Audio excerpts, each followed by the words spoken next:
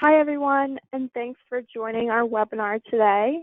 Today's webinar topic is getting started with producing Zirlux Snap-On Smile presented by Kris Schermerhorn. If you have any questions during the webinar, please type them into the chat box and Kris will address them throughout the webinar. So now I'm going to turn it over to Kris. Great, thanks. So yeah, we're gonna kind of go over, get you guys a good foundation for getting started on producing these. How the PowerPoint's gonna go is we're gonna kind of start out with design workflow specific to 3Shape, but we'll also kind of talk about Exocad a bit. The workflows are somewhat similar, so you'll be able to kind of get an idea of how to do it with Exocad and probably a lot of other softwares that are available for designing. We'll then go into kind of talk about milling strategies, tooling, the mills, nesting, the CAM softwares, kind of hit on what kind of specific things you need for that. We'll go into repairing the material. Nothing's perfect, so we all need to know how to do some adjustments and possibly add to and repair. And then we'll kind of finish with, when it's an appliance that should be used and maybe when it's not a good idea to use it. So we'll kind of have a flow through like that. One of the first things that I want to kind of talk about is impression taking. With anything we do in our industry, the impression is probably the most important thing to having a good, successful result. That being said, for this appliance, it's even more crucial. If we talk about the analog side, this appliance is anchored to, hard tissue, right? So the enamel, the tooth. There's no real soft tissue involved, and you're encompassing a tooth for the most part. So there's so many points of contact. There's so many chances that if you do have a bad impression, things not going right, not fitting well. So having a good impression is really important as far as that's concerned. I mean, this material has some flex to it, so sometimes even if something's off, the appliance will actually go to place, but then the patient just will not wear it because they have headaches because their teeth are aching and problematic that way. So just in general, having a good impression is important. The impression also kind of showing really nice detail is important, especially at the necks of the teeth.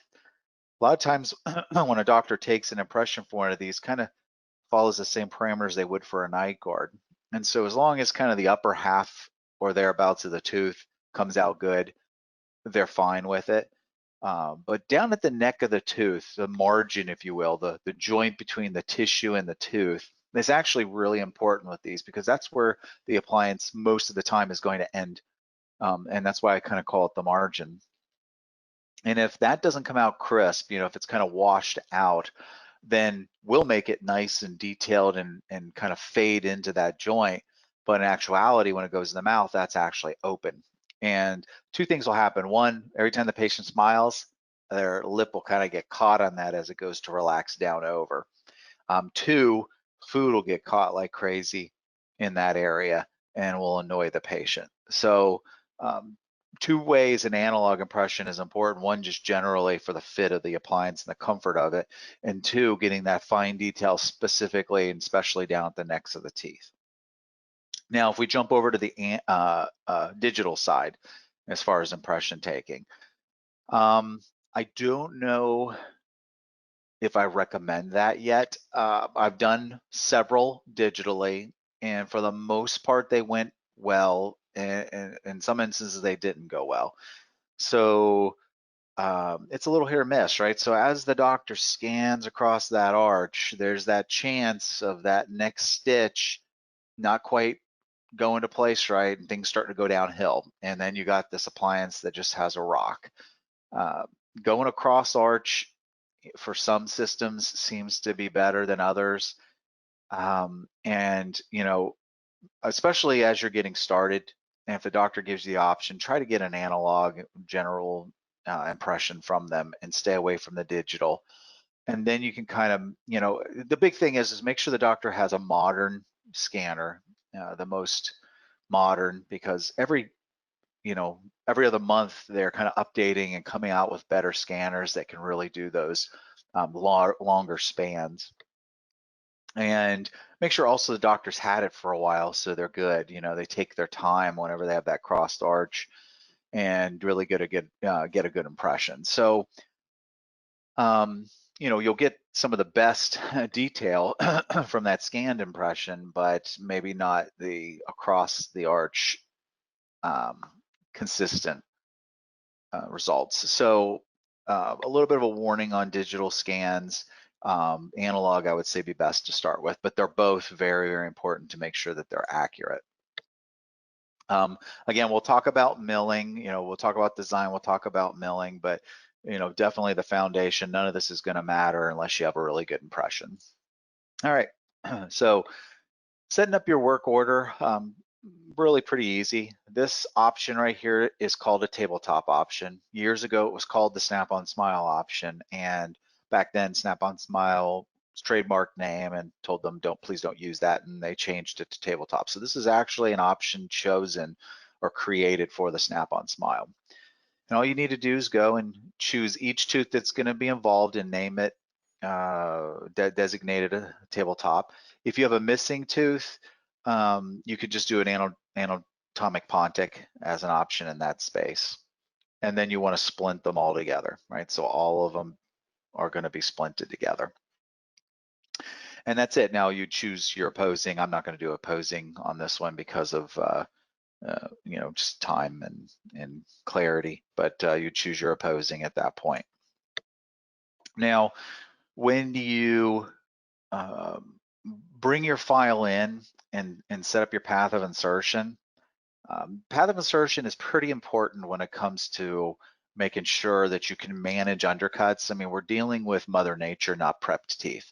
So a case could be fairly easy like this one. Lowers have less undercuts naturally and tend to go together, have less of a path of insertion and individual undercut of the teeth problems.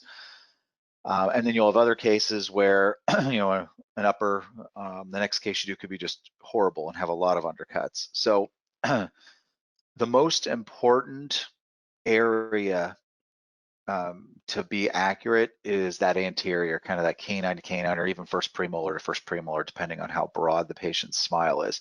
We can deal with some undercuts and some tricky path of insertions back in the posterior teeth much easier, and I'll kind of show you how later on.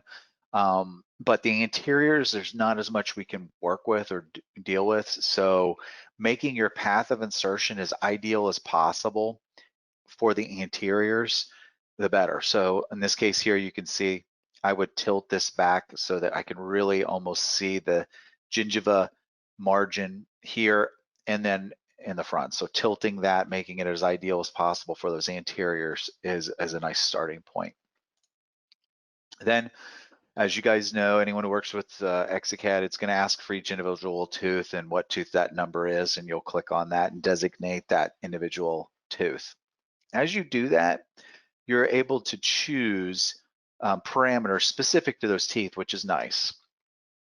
Now, I like the default. I do like a little die space. We aren't going to cement this, but it is nice having a little bit of a gap, a little bit of space on the upper part of the tooth. Down at the margin, if you will, having a nice tight fit for retention is good, as well as to keep, like I said, the food trapping and stuff like that. Up on the top end of the tooth, it's nice to give it just a little more comfort, just a little gap there. So I do like the die space that it defaults set with.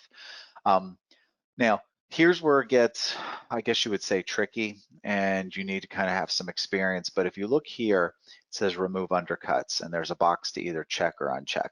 All right, you can be really specific on which teeth you have the undercuts blocked out, so it's a little more passive, and other teeth that you will not have the undercut blocked out, and so there's more retention there and more of an adaptation to that tooth without any block out.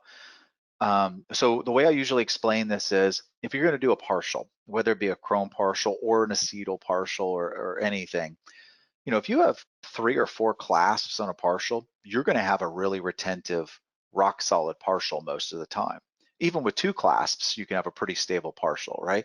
So with these Snap-on Smiles, you don't have to have every single tooth engaged in an undercut. You're going to find that you're going to be relieving the heck out of it and taking away a lot of that undercut anyways at the time of fitting it to the model. So be selective, find specific teeth and say, okay, a lot of the premolars wind up having a real big lingual belly, a lot of undercut. So on the premolars, you may tell the software, block out the undercut. As long as it won't open up this margin, then you can do that. On other teeth, you may tell it, don't block it out the undercut. A lot of molar teeth will have some bellies to them, a lot of undercut to them, but and I'll show you later again here in just a bit how you can kind of deal with that. But you can tell it, hey, don't block out any undercut. I want those to be my anchors. I want those to be my retentive units. Up in the anterior, you may, as a general rule, tell it not to block out the undercut, just so we make sure those margins are sealed, and know that you probably have to get your handpiece and do some adjusting to that once it comes out of the mill. But that way you can kind of keep your hands on it and just do what barely is needed for as far as adjustment is concerned. So that's the one thing there that I can't tell you, do 6 teeth, do 8 teeth, do 3 teeth. It really depends from case to case. We're dealing with Mother Nature, and so that can change from case to case. You really have to get some experience. I would definitely say rely on more retention at the start, because again, if it's too loose, there's there's a big effort to get it tight again. There's things you can do, but it's a lot of effort. But if it's too tight, it's just a matter of taking a handpiece, get under a microscope, do some adjusting, and get it to drop down.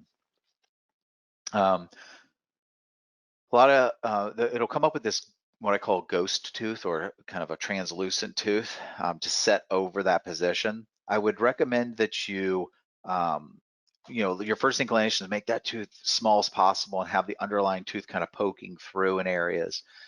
What happens is that the software, once you accept everything, is going to make that tooth over top, and it's going to kind of this cauliflowery blob over top of the area that was kind of poking through of the the natural tooth on the underneath. And that's kind of hard to smooth and form nicely. It's time consuming. I found that if I make that tooth a little bigger, once everything's accepted, I go back and then I can kind of shape and make it a little more thinner, a little more dainty after the fact. Try it both ways, but I found it's just a little bit easier to do that at that, at the end point rather than while replacing them. All right, once your teeth are all placed and you got them in position, it's going to give you a margin. Usually it'll give you that margin right at the neck, right at that crease of the tooth. But that's not good, right? So this is a good example, right? So let's say that this tooth the software is not blocking or is going to block out the undercut, right? Here's my height of contour right about there. So if the software was to block out from there straight down, right? If the margin's here, it would open up that margin and there would be a gap there that food would go under, patient would play with it with their tongue, it would be problematic.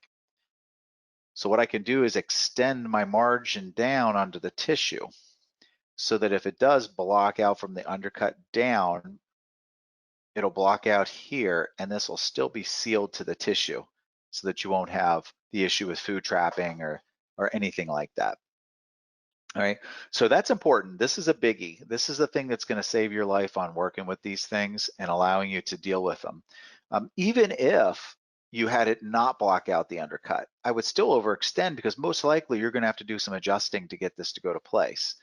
And if you do that adjusting, it'll still be sealed. This also is going to give you more volume of material and more strength as it goes across.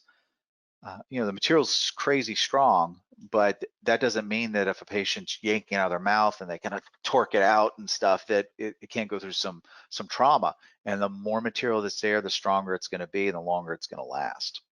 Another way you can deal with undercuts is like you see here. Don't bring the margin overextend like you have here, actually underextend it. Just go past the height of contour a bit and engage a little bit of the undercut. That's going to give you, the ability to deal with that undercut in a different way. There's been times where I've done all the molars and just capped the tops of the teeth because there's so much undercut, especially on a lower. If the lower's got those molars leaning, there's just crazy amount of undercut in here.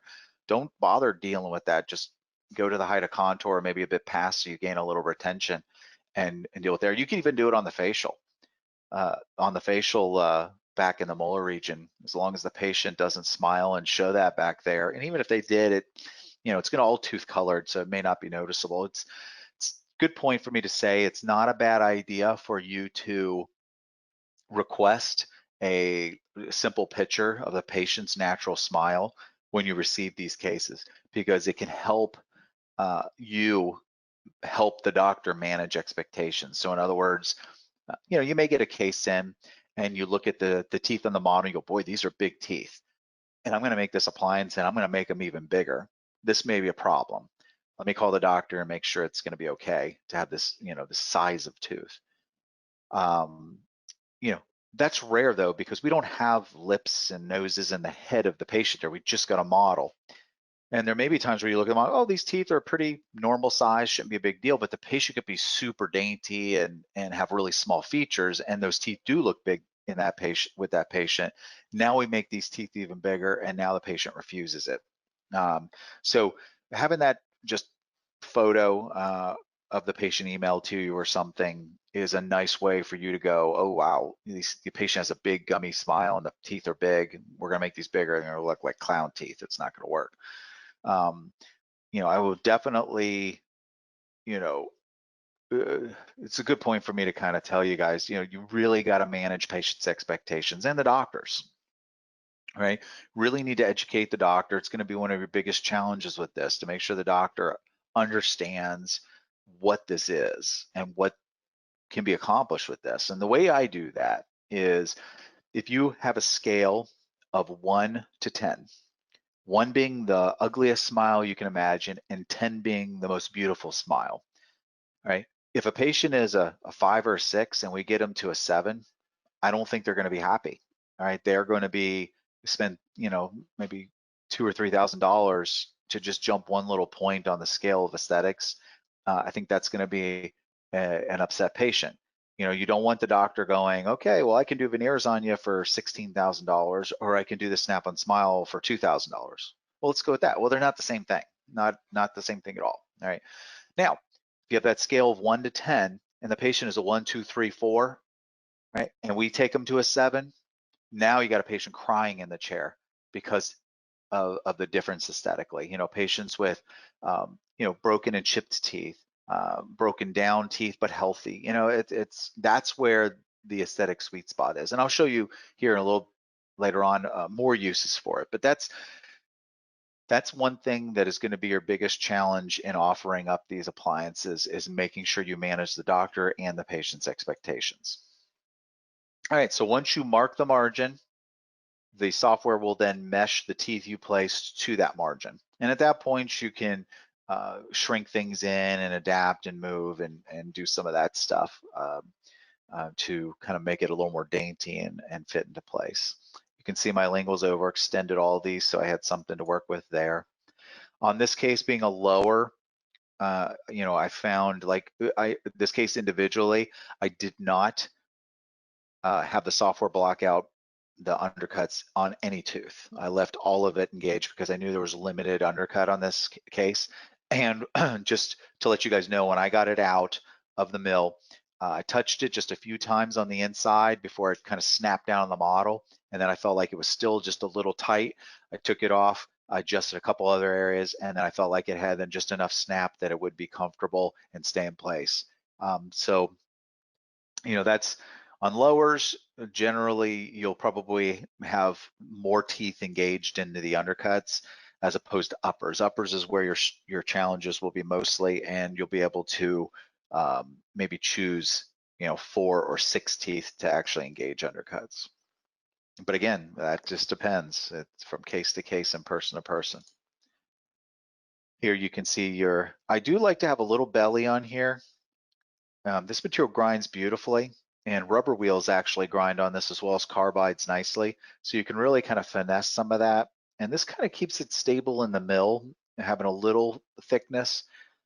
So just know that these are definitely going to take an experienced technician to work on these once it comes out of the mill, especially in the beginning. As you get more familiar, I would definitely look and consider having the guy that does the designing at least sit with the finisher, or if not, do the finishing themselves so that they can get that experience and see how that undercut is and what the end result is, and they'll definitely make for a better designer in the end.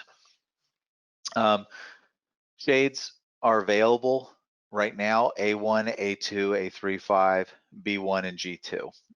We're hoping to have an A3 soon, and then a C shade, a little lower value shade available.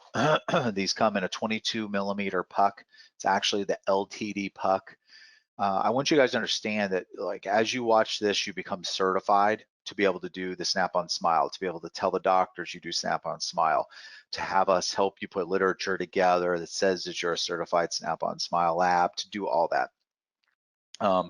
But I want you to understand that the pucks, the LTD pucks, the 22 millimeter puck, is really just to monitor and keep track of the sales of the pucks.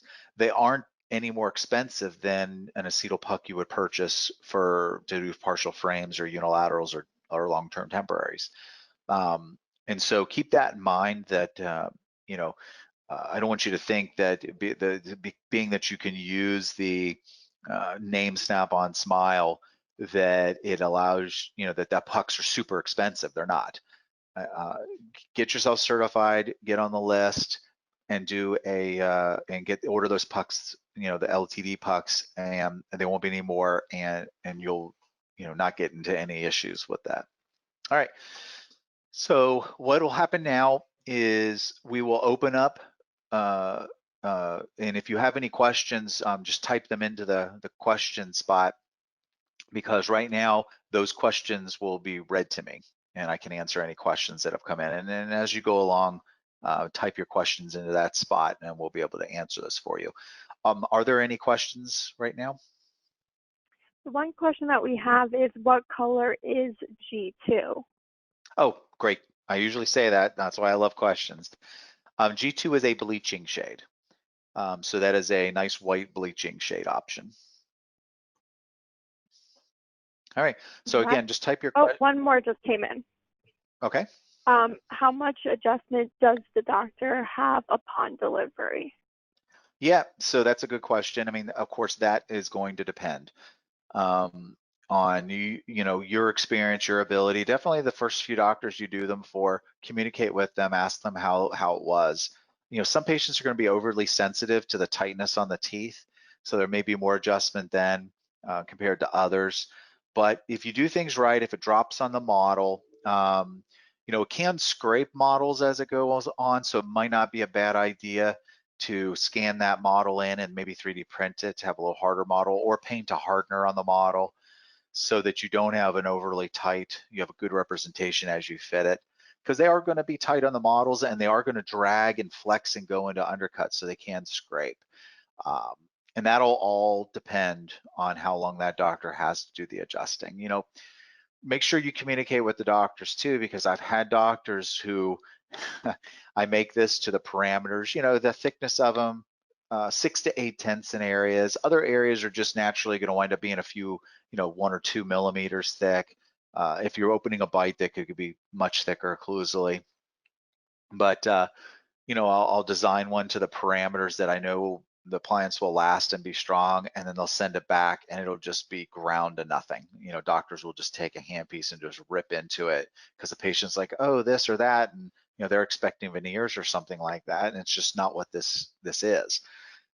So again, that's another way that you gotta educate the doctors to make sure that they understand exactly what this is and what could be accomplished with this. So the adjustments, it really depends, but you would hope that it would drop in. There would be some occlusal adjustments, maybe some tight spot adjustments, and they would be done with it.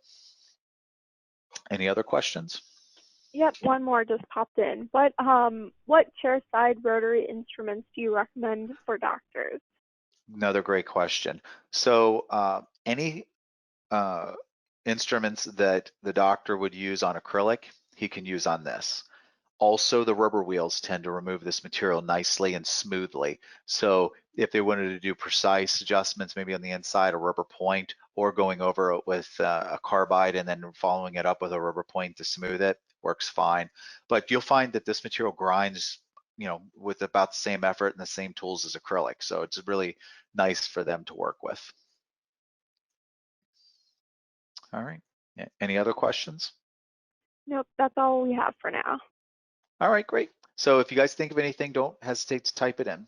We're gonna then continue on with getting these things nested and milled.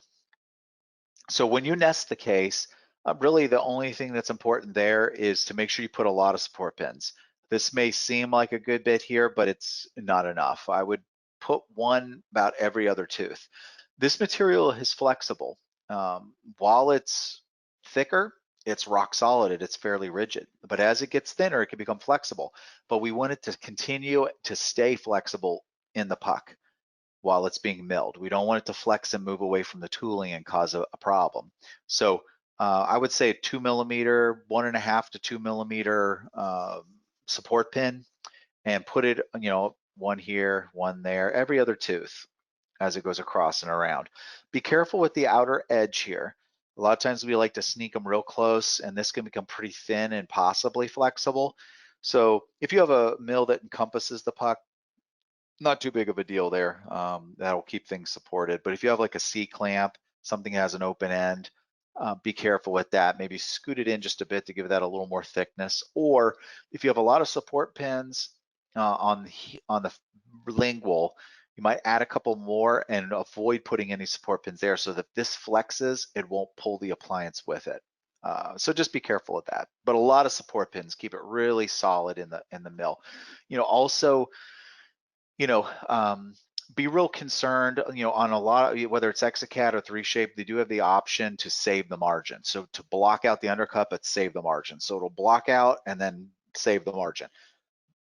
Even some of the best mills can't catch quite enough degree to catch that undercut. And so then the CAM software will block that out. And then you'll wind up having these flat spots and you'll go to put it on the model, it won't even come close to going down because it's essentially the CAM software has done away with what the mill can't reach.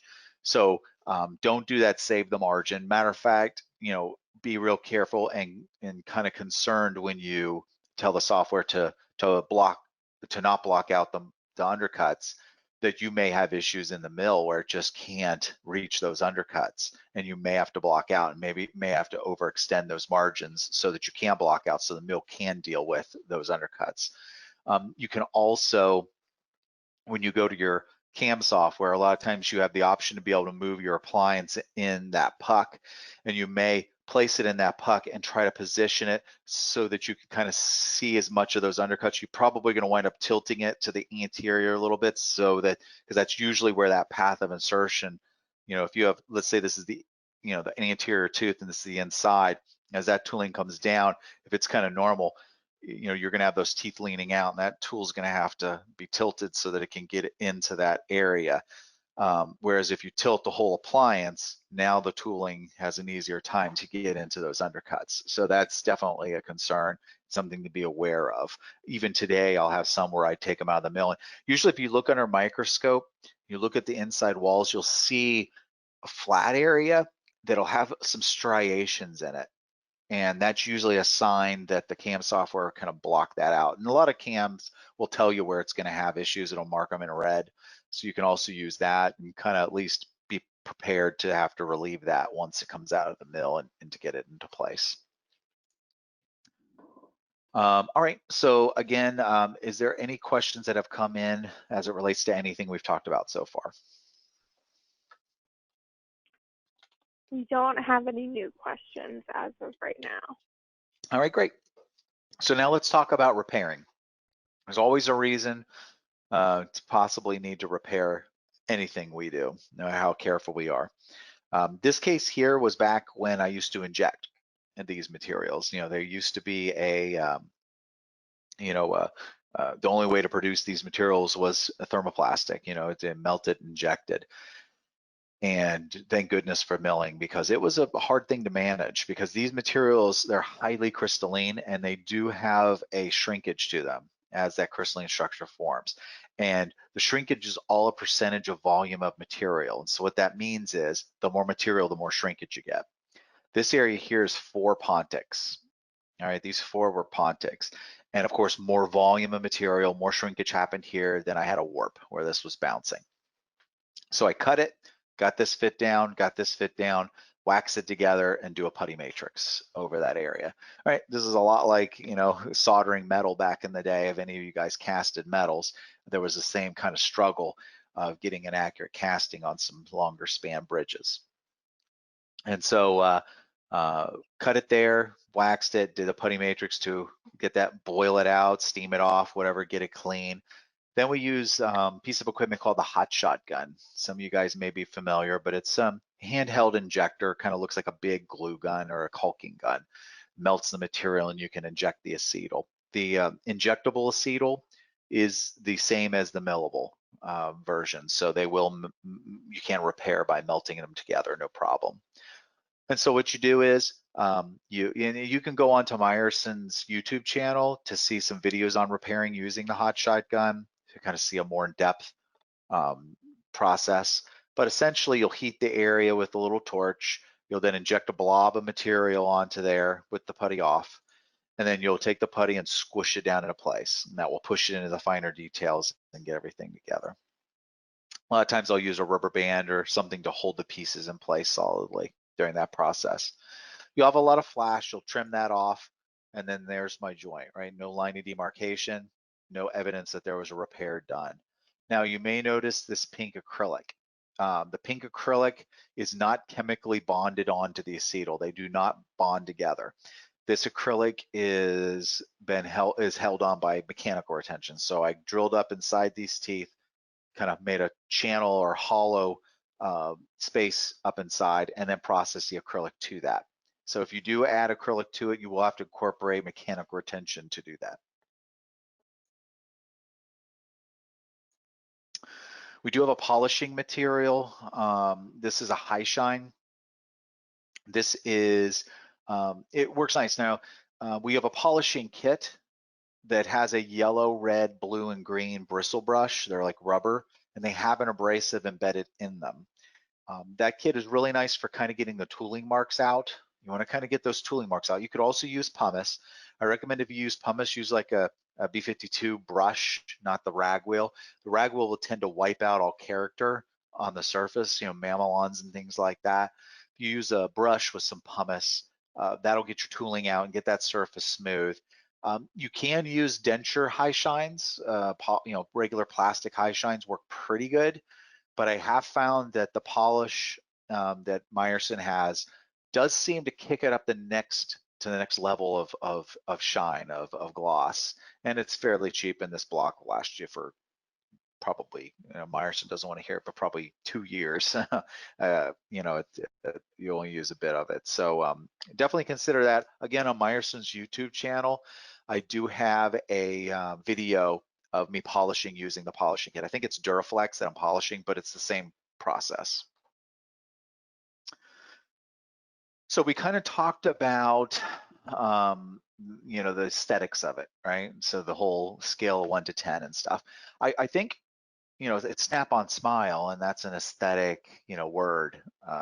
It seems it's Snap-on Smile, make your smile better, aesthetics, and I think that's a decent part of what this appliance can accomplish. But I think it's also, there's a lot more uses for this appliance, and this is one of them. This is a doctor that studied under Dr. Kris. Dr. Kris is, amongst a lot of other things, has a lot of occlusal concepts, a bit of a guru when it comes to occlusion and the muscles that make occlusion. And so he has a deprogrammer. This is an appliance that patient wears, and essentially, for lack of getting into it, makes the muscles forget where they're at and remember where they should be. And the patient will wear that, it'll desensitize and relax those muscles, and then he'll take a bite at where they're supposed to be. And then he sends that bite to me with the models, and then I create the Snap-on Smile in the new open position that they're comfortable with. And now they can wear that. They can see if their headaches go away or their jaw pain or whatever might be experiencing. And who knows, maybe this doctor came to the patient and said, hey, we can reopen your bite, do this deprogram or reestablish your vertical, do crowns on there in that new position. And that's going to cost $30,000 or $40,000, but it's going to make all your problems go away. And you're like, are you sure? Well, it should. There's no way of really telling. Well, this appliance allows them to get into something to see if it really does give them a resolution to their issues. And then at that point, they can decide, well, I'm fine with wearing this appliance. Maybe I have to have it remade every 2 years or whatever. I mean, some patients may have to have it remade after a year. Other patients may have it for 6 years and it'll be fine. But it's something eventually they're going to have to get redone.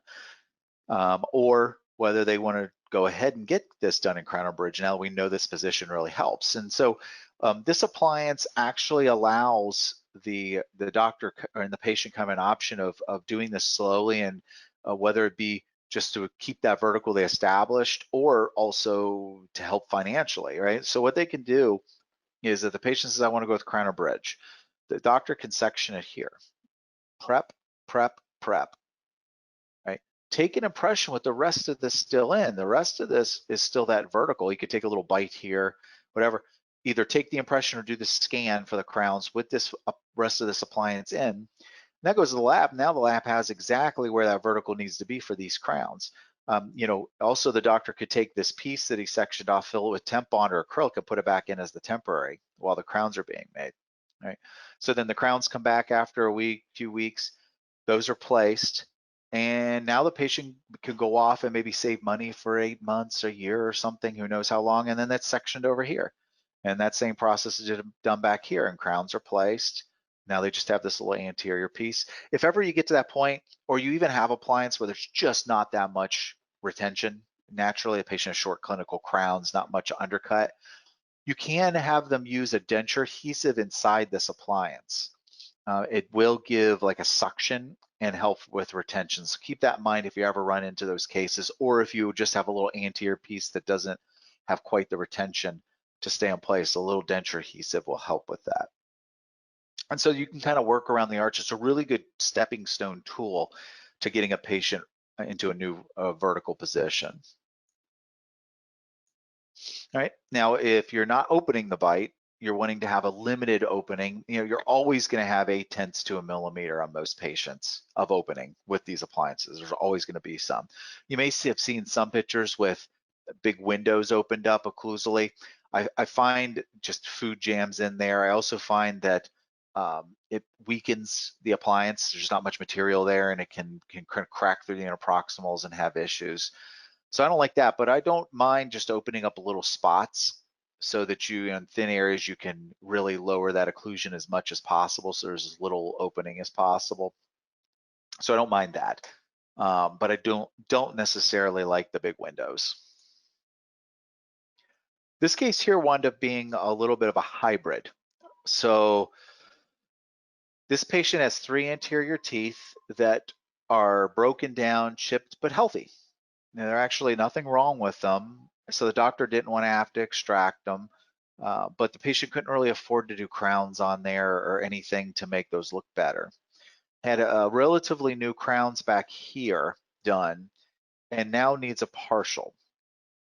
So, to give them something that they can eat with, but also something that's going to be aesthetic, we came up with this, right? So this is 6 anteriors, right? So we have the snap-on on those 3 anteriors, and then just dummy teeth for the rest. So we have a consistent look, right? It's plastic.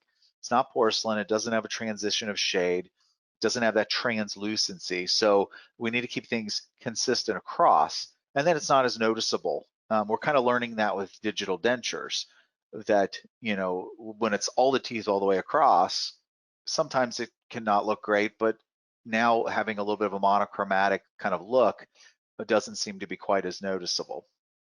Back here, she actually occluded with these crowns, but actually had to slide protrusive with her lower jaw to actually make lingual contact. So we didn't really have to worry about that. But if she did make centric contact on the linguals of those anteriors, we could have opened a window. Because we have a volume of material here, it wouldn't weaken it at all, so we could have opened a window so we wouldn't affect occlusion. In this instance, we have to worry about it. We rested on those, clasped those. We're also going to get retention from those anterior teeth. All right. Doctor felt like there may need to be a reline in the future, so we did finish line with a retentive grid. Here it is in place at try-in, and here it is finished. Right. So, what did we give the patient? We gave the patient, the partial they can eat. We covered those anteriors, so we kind of gave her, to a relative term, the veneers and or crowns or something like that. Also gave the ability to kind of choose the shade. You don't want to go too different from the lowers, but could have lightened those up a little bit from what her teeth were. They were a little bit lighter, as you could see previously. And so it's a really nice option to have to offer to the doctors so that they can offer to the patient, a partial or implants or crowns and partial or whatever it might be. There's a big jump in cost there. It's nice to have something that's on the lower end of in between. All right, to kind of end, the ideal cases are slightly discolored teeth. We're going to be able to lighten that shade, broken down, cracked, but healthy. That's a big thing. So we don't want to cause more problems just to cover up some problems the patient has. They need to get those taken care of. Collapse of vertical dimension, we can open that up and reestablish. And small teeth, right? She has peg laterals here. She actually needed some teeth, and that's the ideal situation. These are going over teeth. They are going to be bigger. So big teeth are just going to get bigger. All right. Challenging cases, ones that you really want to debate on whether to proceed forward with, are managing the patient's expectations. That patient has really high demands. This may not be the thing. It may be veneers that they need. Diastemas, sometimes you can deal with diastemas like you can see here. She had little teeth. Closed diastema, the teeth didn't get that big and still looked okay. Sometimes the diastema just makes the teeth look big. We can't move the interproximal like you can with a crown because there's a prep tooth. We have a little, flexibility there. We don't have that with these. These are, the interproximal has to be where the tooth interproximal is. And so diastemas either can work or may not work. So that's one that you got to debate on whether to proceed with. Really dark teeth. Now, I would say like hers covered, the dark staining was able to get covered. I would say if you're at millimeter thick, it should block out any stained teeth on the underside. If you get down to that 6/10, some of that darkness may show through. So keep that in mind as well. Again, clinically jeopardized. If they got problems going on, let's not just cover it up because that's just going to get worse and be a major problem. Make sure they're healthy before this. Large existing teeth, they're going to get bigger, so that can be a problem. And I have found that big gummy smiles, patients that really show a lot of gum tend to refuse these, tend to not accept them. I think their teeth are just so much in the forefront that having this appliance on there just is a focal point, and I think that's problematic. I think again, getting that photograph of the patient with their natural smile will allow you to see that and maybe have a conversation with the doctor and kind of go, do you really think we want to go ahead with this? And then if you kind of warn, I mean, as much as we warn the doctors and say things may not go good, and I can't go ahead with this, and he says, go ahead with it anyways, half the time you get the case back, I need credit on this. Well, I told you, yeah, but I want credit. And now there's a struggle there. But at least it does set the groundwork for you kind of refusing the case. And if they say go ahead with it, well, maybe they'll be less likely to go that route to try to get their money back. All right, so what we'll do now, again, is check and see if there's any last questions, and we'll be done. So one question that's popped in is, will composite gum tissue stick? Yeah, so with some bonders and stuff, acrylics and composites can kind of adhere micromechanically, but only in areas that are solid. All right, so what I mean by that is these appliances tend to have some flex. Even the facial of them will have flex. And if you put composite on there and it kind of sticks, you'll kind of flex it, it'll kind of pop loose. So if you have a large span pontic area like you saw in the one case, that should be fairly rigid. You could possibly use some composite to adhere on there. It still will try to work in some mechanical retention as well. But you can put a drop of crazy glue on this stuff, let it set and flake it right off. It's really cool because it's very resistant to stains and bacteria and smells, but it's a challenge when it comes down to adding acrylic or composites to it. So that's a challenge. It can be done, but you definitely got to have a solid area to do it too. Any other questions? No more questions so far. Okay. All right. Well, if there's no more questions, make sure that you know that you can give your Zahn rep a call or call Meyerson, and they probably be able to, if they can't answer the question, they get you in touch with me and I can answer that question. And know that as you get involved in this, that you aren't going to be kind of set a sail, once you get the pucks and you start milling. If you have questions, problems, issues, we'll support you totally with that and make sure that you have, success in doing them. All right, great. So if there's no more questions, we'll go ahead and sign off. Great. Thank you so much, Kris, for partnering with us on this webinar.